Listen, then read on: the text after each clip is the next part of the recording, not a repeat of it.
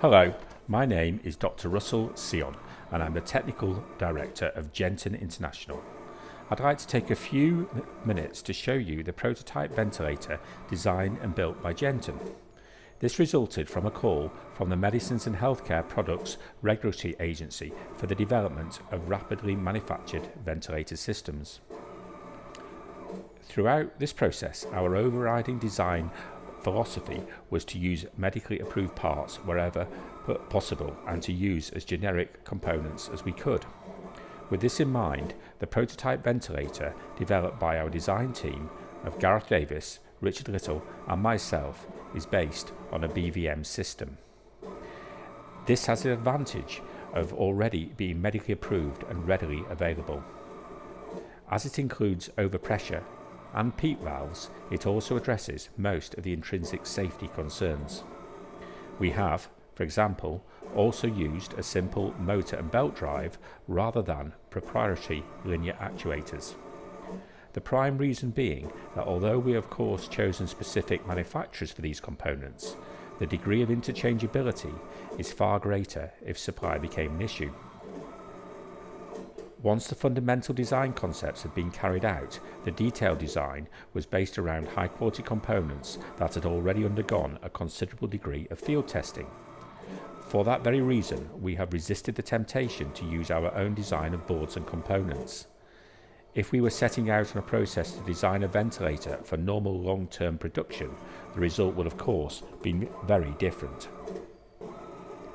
The unit has been constructed on a simple stainless steel chassis and housing, all from laser folded sheet material that required no time-consuming welding. Inside, the brains of the system is a B&R PLC driving a Festo stepper drive and controller. Feedback is from first sensor pressure and flow sensors with SMC flow valves. All the components work together and are controlled using in-house software based around our own PID control algorithms. Looking at the HMI, the interface has been designed to be clear and concise, with the frequently used settings directly available to the clinician. As would be expected, there are set points for flow rate, tidal volume, IE ratio, maximum back pressure and O2 concentration, along with instantaneous readouts of the current values. Both mandatory and non-mandatory ventilation is available. In the case of non-mandatory, the user can set the command pressure and of course, if the breaths per minute drop below a preset level, the unit will alarm and automatically switch to mandatory mode. In mandatory mode, the required breaths per minute can be set as well. Whatever mode is in operation, the actual flow and back pressure is monitored, and if any value exceeds the preset threshold, an alarm is set alerting the clinician. All alarms as well as mode changes and on and off occurrences are stored with a date and timestamp.